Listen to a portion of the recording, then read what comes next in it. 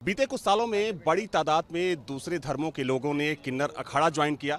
ना सिर्फ उन्होंने किन्नर अखाड़ा ज्वाइन किया बल्कि बाकायदा दीक्षा के बाद उनको यहाँ पर महामंडलेश्वर भी बनाया गया। इस वक्त मेरे साथ महामंडलेश्वर पवित्रानंदगिरी जी हैं। साध्वी जी, अगर हम बात करें तो किन्नर अखाड़ा वो अखाड़ा है जो सनातन को तो आगे बढ़ा ही रहा है जी। दूसरे हमने देखा कि तमाम ऐसे धर्मों के लोग हैं जो किन्नर अखाड़े में शामिल हुए और आप लोगों ने उनको बाकायदा दीक्षा देने के बाद महामंडलेश्वर की उपाधि दी। क्या ये आकर्षण है और क्रेज़ क्यों बढ़ रहा है? बहुत अच्छी बात है, क्योंकि इतने सालों से हमारा किन्नर समाज हमेशा अल्पसंख्यक रहा है, हमेशा उस दायरे में रहा है कि जिसकी भी नज़र हम पे पड़े वो हमें घृणा की नज़र से देखा करते थे। लेकिन हमारे पास कोई चॉइस नहीं थी लाइफ में। तो मुझे पेट भरना है, मुझे कपड़े पहनना है, मुझे घर चाहिए और मुझे ऐसे जगह जाना है कि जहाँ मुझे रोजी रोटी मिले। तो कहीं ना कहीं मुग़ल के काल से जो इस्लामिक गद्दियाँ बनी रहीं उनके साथ हम जुड़े। और आज कहीं ना कहीं जो हिंदू के बच्चे जिन्होंने इस्लाम कबूल किया, वो किन्नर अखाड़ा जिस दिन से बना तो सब में एक नई सनातन की नया सनातन का दीप जला और कहीं ना कहीं घर वापसी करने लगे। तो ऐसे हमारे किन्नर समाज के बहुत सारे बच्चे हैं, माइयाँ हैं कि कहीं ना कहीं उन्हें लगता है कि हम अपने इस धर्म के साथ रहे, सनातनी बनकर रहे। जैसे अभी यह हमारे पास ईशा जी है, वो यहूदी है। तो बहुत यहूदी आना मतलब बहुत अलग बात है। इस्लामिक गद्दियाँ तो चलती रहेगी क्योंकि हम हमारा समाज को नहीं छोड़ सकते।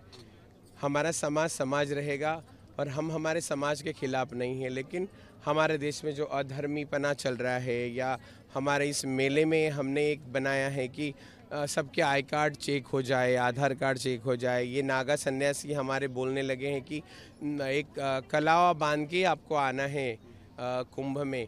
तो कहीं ना कहीं सच में हम लोग अधर्मियों से परेशान हैं, हमें बहुत तकलीफ है हमारे लोगों से।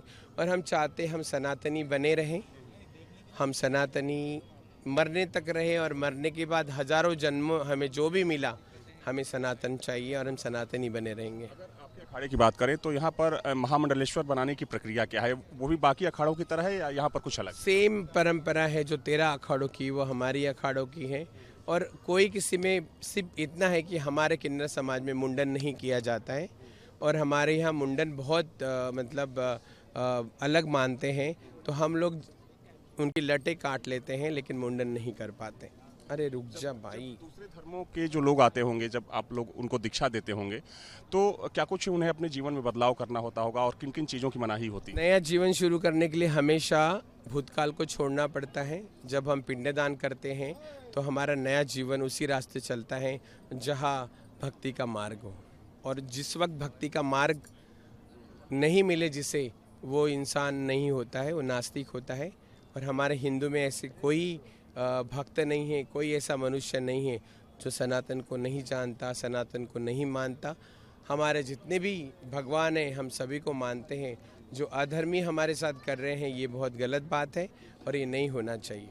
किन किन धर्मों के लोगों को आप लोगों ने यहाँ पर महामंडलेश्वर की उपाधि दी? हमारे यहाँ बहुत सारे लोग हैं, 2-3 क्रिश्चियन लोग हैं, 4 से 5 हम लोग इस्लामीकरण वाले हमारे हिंदू के बच्चे जिन्होंने 7-7 बार हज किया हुआ है, वो लोग भी वापस आए हुए हैं। किए हुए लोग जी, जैसे ये यहूदी है।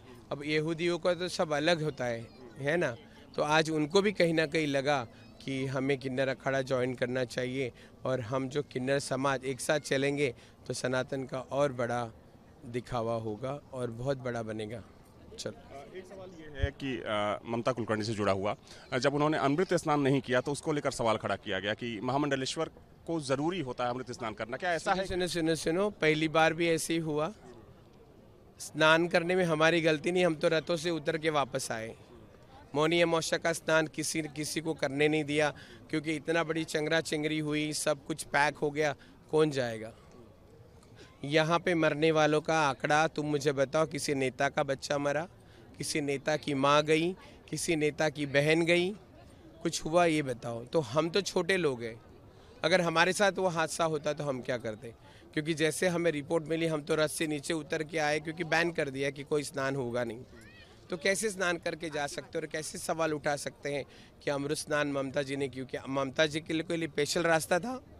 जब इतनी बड़ी चेंगरा चेंगरी होने के बाद तुमने 30 पुलियों को बंद करके रखा, तो हम तो परिया है नहीं, उड़ के चले जाएंगे और गंगा में डुबकी लगा के आएंगे। तो प्रशासन ने और समाज ने और जो ढोंगी है उन्हें ये सवाल बंद करे और पहले अपने आप को देखे कि उन्होंने कितना % स्नान किया है और कैसे स्नान करने गए हैं। एक आखिरी सवाल आपसे ये है कि जब दूसरे धर्म के लोग आते हैं और उनको यहाँ पर महामंडलेश्वर बनाया जाता है, तो किन्नर अखाड़ा उनको किस तरीके से एक्सेप्ट करता है, सम्मान का भाव क्या होता है और क्या स्थिति होती है? जो सम्मान हमें समाज दे रहे हैं, जहाँ पे आप देख रहे हैं, वही सम्मान उनके लिए है। हम एक भावनाओं के हैं, एक आत्माओं के हैं। हमारे यहाँ कोई वृद्धाश्रम नहीं होता है, हमारे यहाँ कोई ऐसे हॉस्टल नहीं होते हैं कि हमारे किन्नर समाज के लोगों को वहाँ डाला जाता है। हम सब, हमारे गुरु अगर बूढ़े भी हो जाए 80 साल के, तो भी हम उनकी देखभाल करते हैं। लेकिन वो माँ बाप नहीं है कि जो बच्चे अमेरिका रहकर अपने माँ बाप को वृद्धाश्रम में रखते हैं, ऐसे हमारे समाज में नहीं होता है। हमसे बातचीत के लिए बहुत बहुत धन्यवाद आपका। तो मेरे साथ ही महामंडलेश्वर पवित्रा नंदगिरी जो हमें बता रही थी कि किस तरीके से दूसरे धर्मों के जो किन्नर हैं या जो लोग हैं उनका झुकाव सनातन की तरफ बढ़ रहा है। और देखा जाए तो बीते कुछ सालों में तमाम ऐसे लोग हैं जिन्होंने किन्नर अखाड़ा ज्वाइन किया जो दूसरे धर्मों से थे और बाकायदा दीक्षा के बाद उनको यहाँ पर महामंडलेश्वर की उपाधि दी गई। वीडियो जर्नलिस्ट मिसिंग के साथ अविनाश सिंह, न्यूज नेशन, प्रयागराज।